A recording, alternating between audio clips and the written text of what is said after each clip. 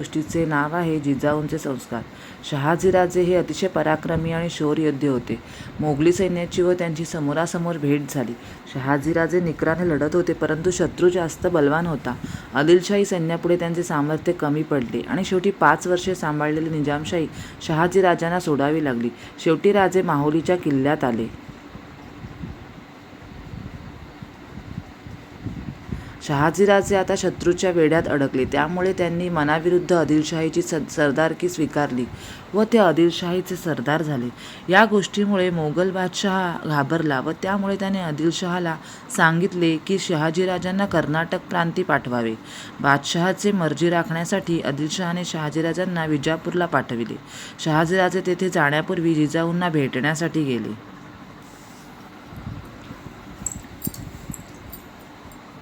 शिवबा 6 वर्षाचे झाले होते. जिजाऊ आणि शिवबा यांनी पुण्यास राहावे असे ठरले.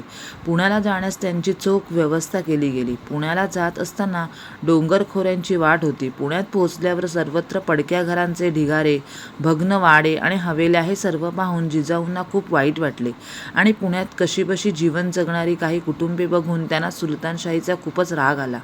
जिजाऊ साहेब आपल्या पुत्राला घेऊन पुण्यात राहायला आले आहेत हे कळल्यावर सर्व लोकांनी माँसाहेबांना मुजरा करून त्यांचे स्वागत केले.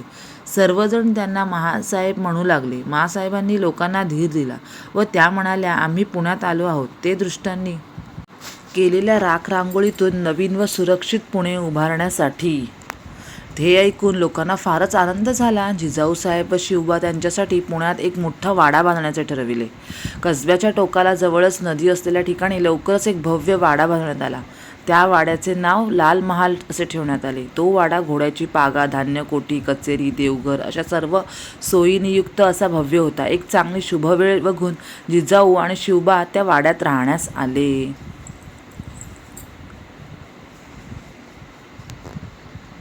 माँसाहेब या धार्मिक वृत्तीच्या असल्यामुळे त्यांनी पडक्या देवळांचा जीर्णोद्धार करण्यास सांगितले.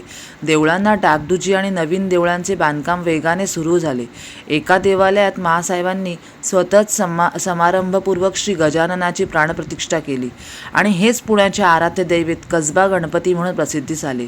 जिजाऊ साहेब व शिवबा रोज तेथे दर्शनाला जात असत. शिवबा माँसाहेबांना अनेक प्रश्न विचारून त्याविषयी माहिती मिळवत असत. माँसाहेबांकडून मोगल, निजाम त्यांच्या दुष्कृत्यांचा इतिहास ऐकून शिवाच्या मुठी अतिशय रागाने व संतापाने आवळल्या होत्या. माँसाहेब शिवबाला सांगत, शिवबा, ही भूमी आपली, हा देश आपला, परंतु ते सुलतान व बादशहा बळजबरीने आपल्या लोकांवर राज्य करतात. आपल्या लोकांवर जुलूम अत्याचार करतात. आपल्या लोकांच्या घरादारांची जाळून पळून राखरांगोळी करतात. शेतात उभी पिके घोड्याच्या टापांखाली चिरडतात. ते आपल्या लोकांना गुलामासारखे वागवतात. हे सर्व अत्याचार बघून अत्यंत वाईट वाटते. माँसाहेबांचे हे बोलणे ऐकून शिवबा फार बेचैन होत असे.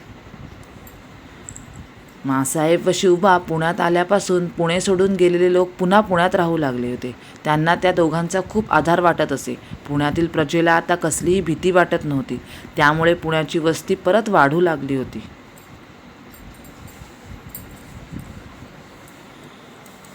या लाल महालात शिवबांच्या शिक्षणाची देखील चांगली व्यवस्था केली होती. मुळाक्षरे गिरवणे, लिहायला वाचायला शिकवणे, हत्यारांची माहिती करून घेणे, दांडपट्टा चालविणे, घोडेस्वारी करणे, तलवारींचे हात करणे, तिरंदाजी, कुस्ती, भालाफेक या गोष्टी शिकत होते. याचबरोबर ते संस्कृत, फारसी या भाषेचे ज्ञान, कचेरीची कामकाज त्याची देखील माहिती करून घेत होते. माँसाहेबांचे त्याच्या जहागिरीच्या कारभाराकडे पूर्ण लक्ष होते. पुण्यातील लोकांचे जीव आणि वित्त सुरक्षित राहील त्याची अतिशय उत्तम व्यवस्था त्यांनी केली होती. शेतकऱ्यांना रानटी जनावरांचा खूप त्रास होत असे. त्यासाठी त्यांनी शेतकऱ्यांचीच गस्ती पथके उभारली. त्यामुळे रानटी जनावरांचा त्रास कमी झाला व चोर दरोडेखोर यांच्यापासून देखील प्रजेचे रक्षण झाले. शेतकरी सुखी झाले. जहागिरीच्या खजिन्यात भर पडून पुण्यातील व्यापार उदीम वाढीस लागला. जणू पुण्याचा कायापालटच झाला.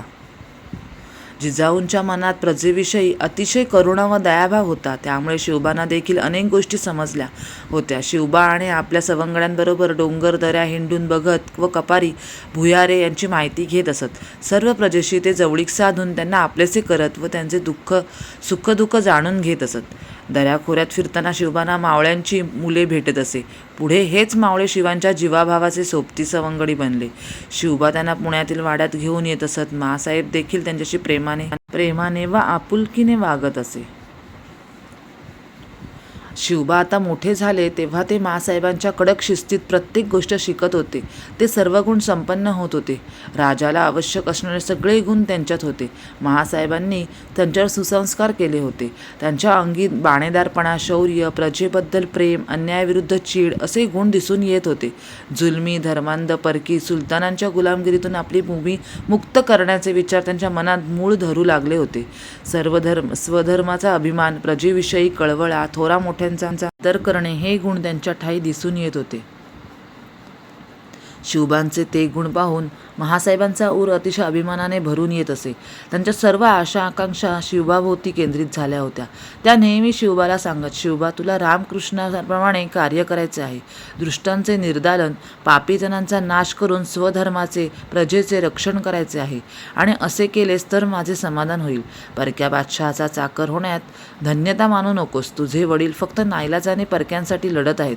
स्वतंत्र राज्य स्थापन करून त्या तुझ्या वडिलांनी देखील दौलत सांभाळण्याचा प्रयत्न केला होता, परंतु त्यात त्यांना यश आले नाही. परंतु तू आपल्या मात्यापित्याची ही इच्छा पूर्ण कर. वडिलांनी मिळवलेल्या जहागिरीवर जगण्यात पुरुषार्थ नाही तर काही नवे निर्माण करण्यासाठी तुझा जन्म झाला आहे, हे तू लक्षात ठेव. स्वराज्य स्थापन तू श्रींच्या राज्याची स्थापना कर. हीच त्या जगदंबेची, शंभू महादेवांची इच्छा आहे, हे जाणून घे.